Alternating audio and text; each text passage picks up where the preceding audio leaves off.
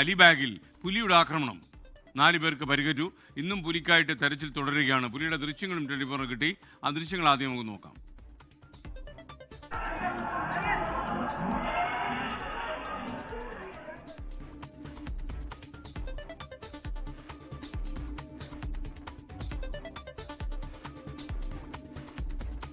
മുംബൈയിൽ നിന്ന് ശ്രീനാഥ് ചന്ദ്രൻ ചേരുന്നു. ആളുകളൊക്കെ താമസിക്കുന്ന വീടിന് ഇടയിലാണല്ലോ ഈ പുലിയുടെ ആക്രമണം വന്നത്.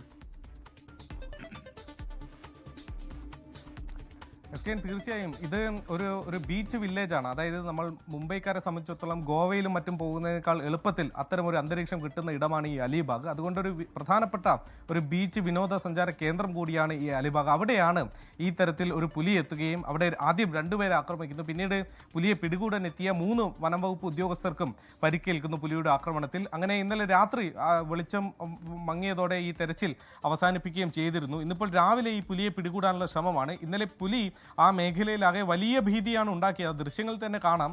ഈ റിസോർട്ടുകളും മറ്റുമൊക്കെ ഉള്ള ഇടങ്ങളാണ്. ചെറിയ ഹോം സ്റ്റേകളും മറ്റുമൊക്കെ ഉണ്ട്. അവിടെ വിനോദസഞ്ചാരികൾ എത്താറുമുണ്ട്. അവിടെയാണ് ഈ തരത്തിലൊരു പുലി സ്വൈര്യവിഹാരം നടത്തുകയും അവിടെയുള്ള ആളുകളെ നേരിട്ട് പുലി ആക്രമിക്കുകയും ചെയ്തത്. അതുകൊണ്ട് അപകടകാരിയാണ്. ഈ പുലിയെ പിടികൂടാനുള്ള ശ്രമം ഇപ്പോഴും അവിടെ പുരോഗമിക്കുന്നു. മാത്രമല്ല SKN ഇതേ സമയം തന്നെ നാഗ്പൂരിൽ പർദി എന്ന പ്രദേശത്ത് ഒരു പുലിയെ മയക്കുവെടി വെച്ച് കഴിഞ്ഞു. അവിടെയും കഴിഞ്ഞ ദിവസം പുലി ഇറങ്ങുകയും ആളുകളെ ആക്രമിക്കുകയും ചെയ്തതാണ്. ഇന്നിപ്പോൾ രാവിലെ മുതൽ അവിടെ പുലിയെ പിടികൂടാനുള്ള ശ്രമം നടക്കുകയായിരുന്നു. പുലിയെ മയക്കുവെടി വെച്ചിട്ടുണ്ട്. പുലി മയങ്ങി തുടങ്ങുന്ന ദൃശ്യങ്ങളും ഇപ്പോൾ ഇവിടുത്തെ പ്രാദേശിക മാധ്യമങ്ങളിൽ കാണിക്കുന്നുമുണ്ട്.